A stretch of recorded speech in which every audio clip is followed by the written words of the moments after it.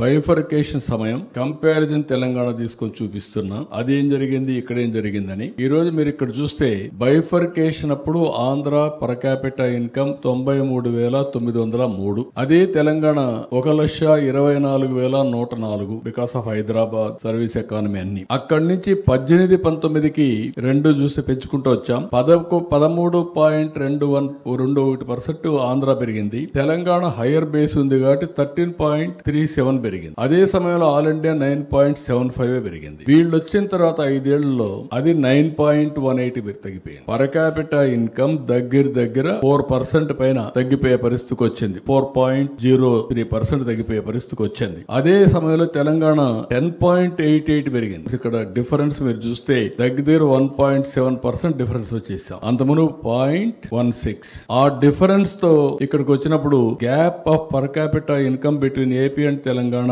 Widen అయింది. 31,000 beginning లో ఉంది. ఇది 55,000 పెరిగింది. బికాస్ ఆఫ్ బేస్ నేనున్నప్పుడు స్లోగా పెంచుకుంటూ తగ్గించుకుంటూ వస్తున్నాం. ఇప్పుడు అది 1,10,000 అయింది. ఇక్కడ మీరు చూసినప్పుడు ఈ యొక్క డిఫరెన్స్ వల్ల పర్ క్యాపిటల్ ఇన్కమ్ 2,86,439 అయి ఉండాల్సింది. అది దగ్గర 2,37,951 రూపాయలు అయింది. అంటే బికాస్ ఆఫ్ 13.9కి షార్ట్ ఫాల్ వచ్చి పర్ క్యాపిటల్ ఇన్కమ్ లో 48,488 అంటే 48,500 రూపాయలు 48,500 రూపాయలు తగ్గిపోయింది. అదే గ్రోత్ వచ్చిన ప్రతి ఒక్కరికి 48,500 రూపాయలు పెరిగేది. ఇక్కడ మళ్ళీ నేను చూపించాను. ఇక్కడ మీరు చూస్తే ఆవరేజ్ గ్రోత్ రేట్ 13.21, 9.18. డిఫరెన్స్ మీరు చూస్తే దగ్గర 4.03, 4% డిఫరెన్స్ వచ్చేసింది. దానివల్ల రాబోయే రోజుల్లో కూడా జిఎస్టిపి కాంట్రిబ్యూషన్ తగ్గి సిఏజిఆర్ లో చాలా డిఫరెన్స్ వస్తుంది. అది కూడా చూపిస్తాను.